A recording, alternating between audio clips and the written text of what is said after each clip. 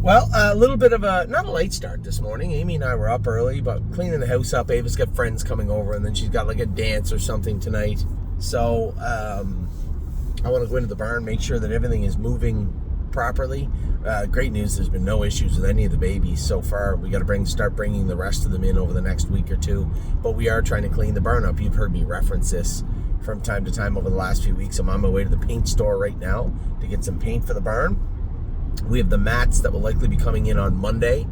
I'll tell you what, the barn's going to look pretty sharp. Amy, you're in charge of flowers.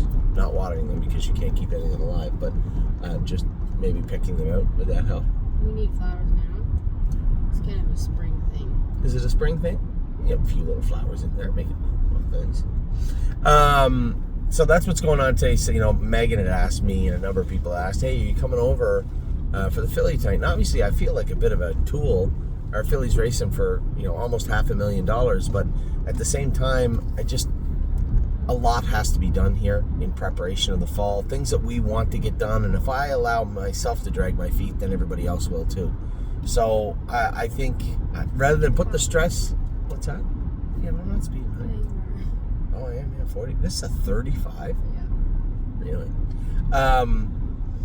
Rather than be over there, because I don't want to put any added stress on Scott or on Megan anyway with the horse. And all our clients are there that are going to be having a good time. I don't know that I have to be there tonight. And did you see this drive, Scott? Oh, I showed you the race, Scotty. That was an amazing drive. Talked to Scotty last night. I was joking with him a bit, but those are the types of drives. When you think of Scott Zeron or James McDonald, right? You think of super conservative guys, right? Not aggressive guys. But when you see Scott Zeron wheel a horse in an open pace setting, 3 wide at the half, clear to the lead and win in 47-4, that's a pretty impressive drive. That was eye catching, let's say, to say the least. So a great drive by him last night on that horse. And that Mickey horse, by the way, that was the horse that beat time at the wire in the Houghton. Slid up the inside, won the race. So Scotty wasn't the only one having a good night, although we didn't win the Open in dramatic fashion. We did win the non-winners of 2 but 4 in dramatic fashion. Allure was 6th. was 6th coming out of the last turn. And I may have had some snickering words for Aaron going under the wire. Every so often, when you win the race, you want to just twist the knife a little bit. And I was just joking with him going through the wire. But Allure finished up really good. In fact, she finished up so good, it made me wonder after the race. I wonder if she could do it, Mohawk. Man, did she ever turn it on when she hit the straightaway late in the stretch? And clearly, she's going to be a better horse on a bigger track. I guess my only question, if I was going to be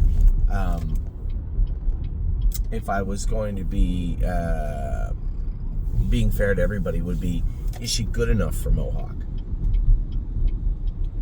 I want to say yes. I know she's already won twice in Kentucky in 55, and although Kentucky's a fast track, it's not like Woodbine's a slow track. So I think I like her chances if she went over. The way she got covered up last night and then sprung hard down the lane. The only thing that would make me worried she couldn't do it, Mohawk, was if she just simply wasn't good enough. That would be the only question I'd have to answer. And honestly, the only way to truly answer that question is to race her at Mohawk, I think, right? J.K. Maga last night, somebody said, he wasn't great. Yeah, he's not quite as good on a half. Running in on the turns, he touched his foot again last night. I think the easiest way to get away from that is to simply put him on a big track, let his hobbles out 2 or 3 holes. Now, you can be... there's an argument to be made and say, well, Anthony, I just don't think those horses are quite good enough for Mohawk. You might be right. You very well might be right, and I don't know. We paid 20-some thousand for both of them. Those are not the type of purchases that end up doing well at Mohawk. $20,000 purchases off on gate, not very often.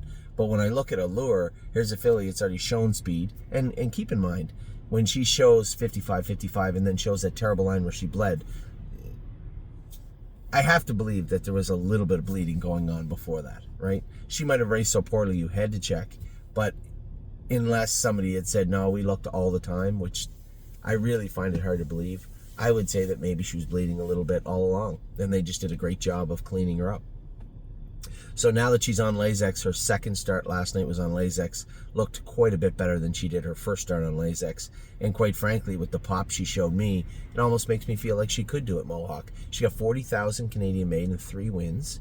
I think there's a class for her over there. Now I'm going to double check with Harry and with James to see if she will. But, we're gambling a little bit to go over and see. But if she can do in those fillies and mares, now there's a 2, 3, 4... Man, there's lots of racing over there for really good money for her. And when it comes to JK Mega, he's approaching the end of his year anyway. I really would like to see his hobble squad a couple of holes, go over to Mohawk and race him over there. He is an extremely likable horse. And it would be very hard for me to say we should castrate him. I think we will, only because he doesn't really need his testicles, but he is a sweet horse to do anything with. And quite frankly, both of those horses are fringe players. I would think at this point, if I was to look at the entire playing field, I would call them fringe players at Mohawk. But all they have to do is step on the gas just a tiny little bit, and they would be absolutely consistently competitive at Mohawk for quite some time. So, my sincere apologies to everybody to start last night missing Gaslight Hall. We had to go over to Ontario yesterday briefly in the afternoon, had to take care of some stuff, and we were on a roll. We were making great time, and then we got to the border, and the Nexus line of all lines was full. And it doesn't happen very often. I don't think I've ever gone to Mohawk where or gone to the border. Sorry, Jason just texted me about Mohawk. Did you ever do that? Somebody texts you and you say the word that you see? Yeah. So where the Nexus line, the Nexus line at Mohawk is never usually full. The Nexus line at the border is not generally packed. Well, it was lined up way up onto the bridge, which is rare, and it took us just a little too long. We were probably in traffic for 45 minutes, and I was 20 minutes late for the race for Gaslight. It would be unfair of me, knowing Gaslight, to say that I wouldn't have got away in the 3-hole and been close, because that's probably what would have happened. Corey Kreiser, not knowing the horse, did the best he could. He didn't drive the horse bad, and then, insult to injury, he got away as good as he could, and then insult to injury, got stogged in traffic and mired in traffic down the backstretch and ended up a closing 4th. I might say that may be the deciding factor if he gets sold or not on Monday. So, the last thing I want to do is continually put horses on the sale board, and that will be his last time on for a while. But now I am, he won his race going into his last trip onto Preferred, and now he's finished 4th. And if you watch the race, you can see what happened. But will it cost him being moved? I would have to say there's a real possibility of it. Oh, you know what I have to do today? I got to get pictures of Aunt Lily and those horses. I got to do that today. I didn't do it last night. So Gaslight Hall did the best he could, and Corey did the best he could, and my sincere apologies. I did the best I could, but did get caught in traffic. Made it there to drive JK Mega, who raced good. Oddly enough, Amy was the one that pointed it out. The horse that won it was owned by Hutchison Harness. One of her own defeated us last night. A $70,000 yearling, Captain Treacher's yearling. And again, we bought this guy for 20-some thousand the other day, and he's a nice horse, but what's he got now? A 1st, 2nd, and 4th? He'll head over to Mohawk. If he doesn't race good his first start, if James comes off and says, not really a Mohawk horse, then very simple. No, go ahead. I don't know how to make it stop. Continue setup on your iPhone. I'll tell you how to make it stop. I'll just throw it out the window. And that's a possibility. If he does, we'll just castrate him, turn him out, train him back over there on a bigger track, because on the smaller track, he does get close to the other quarter, to the outside quarter. He's cut it the one day and it got stapled, and he hit it last night and opened it up a little bit, much like a fighter would open up an old scar, right? So we'll let that heal. Send him over to Mohawk, and listen, if they say he's not good enough, fine, just castrate him, turn him out. He's going to be a really nice 3-year-old for us. I don't know how good he's going to be as a 3-year-old, but I can assure you this: he's worth more than we paid for him, and that is the starting point for us with JK Mega. Allure last night, just a tremendous mile. I didn't really know what to do. Jason called me just before I got to the track, said, Anthony, I went first trip with this filly. I went to hook her, and she's laying on the shaft, and she's in heat really bad. Now, we treated her for being in heat the other day. She had the vet. So what had happened was she was over on the left shaft really hard last week and hard to drive. Dr. Gillis thought that she had an ovary that was bothering her. So they gave her a hot shot to bring her into heat and cycle. Usually that switched them around. We put them on Regamate, but she didn't come out of heat. she's still in heat. So last night, I'm sure it wasn't super comfortable for her. I post-sprayed her once we got her on the track, and as we were walking out the door, she was laying on the shaft of the bike pretty good. We got her on the track. She seemed fine. She seemed happy, scored down good. I didn't really know what I'd do. The good thing about her is she's got a quick turn of foot, and I was able to just snap her over and drop her into the 3-hole, and I wasn't moving her. I don't know who made her 8-5. She was 9-2 with like a minute left, and then she dropped to 8-5 in the race. So somebody had a lot of faith in us, that's for sure.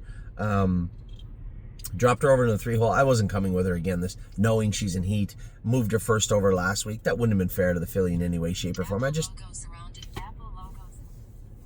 You be quiet. I just left her in the 3-hole and said, you know what, I'll get room. Erin's horse looks a little vulnerable in the front and the turns. The horse in the 2-hole should be able to keep up. I almost snuck out down the backstretch, which she would have won easily then. But as it turned out, dropped her into the passing lane. And it is really hard to pass in the passing lane there because it's not a long stretch. So for her to drop into the passing lane, go by the horse in the 2-hole, run down the leader, and drive off, that was an impressive turn of foot. Now, it was 59-3. It was 59-3. But knowing that she's already trotted in 55, knowing that she has speed, I don't really think that she'll have a problem. I think she will do over there. Will she do for a long time? I don't know. If she can trot in 54, sky's the limit. She'll race. She'll do good right up until 100 grand made or whatever. But if she can't, then it might be a short stint in Ontario. But from what I saw last night, I think she deserves a shot to go over there and see if she can do. Now, I'll be sending a video out to a lot of clients today. I told you yesterday my plan for Lexington is simple. The buckets will go up today. I'll ask Eric to make those live if he can. We are having a high-end pacer and trotter. They're going to be standalones. So I appreciate it. I've already got like 10 or 12 emails from people saying, Anthony, I would like to be involved in that standalone high-end pacer, standalone high-end trotter.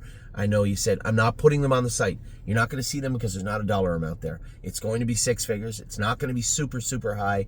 But without me knowing what it's going to be, what this horse would be, who it is, I just felt that would be unfair to do. So I am going to look at buying a high-end pacer and trotter. I know we have the interest in our stable, so I will take care of that and put those horses up. But I would appreciate you emailing me. The people on that list are going to have an opportunity to buy into those horses first. Much like we do with the buckets, it's only fair. So that's what we're going to do in regards to high-end pacer and trotter. I have the 2 flyer buckets, which I would really, really like to fill up before we even go close to leaving for Lexington. So if you have interest in being, and I think I explained them as well as I could last night, those are the horses that just look like when I see a horse in the ring that I priced at a number and that number is nowhere near that and he's about to sell or she's about to sell, that's a horse I would put in the flyer bucket, right? Those are the ones that would populate that bucket. In regards to the main bucket, these are horses that may go for exactly what I think they're worth, but horses that I believe will do us some good moving forward. Again, as you hear me say this, you know it's all subjective, right? There's no way for me to know or anybody else to know. My gut feeling says this is the horse that we want. Take it for what it is.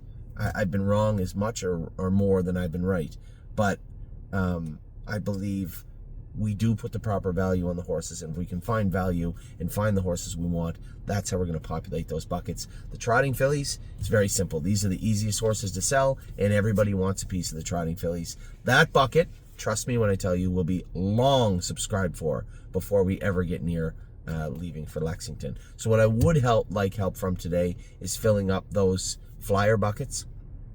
That would make my job so much easier. I know the main bucket's going to be a little undersubscribed as we get to Lexington, but that's fine. Those shares get to go up and our other clients get to take a shot at them also. And then with the trotting fillies, they will sell out right away. So what I am asking for your help today is fill up the flyer bucket with me. If you want involved in the high-end trotter or pacer, just reach out to me. I have all the names on a list right now of people that want to be involved with those 2 horses.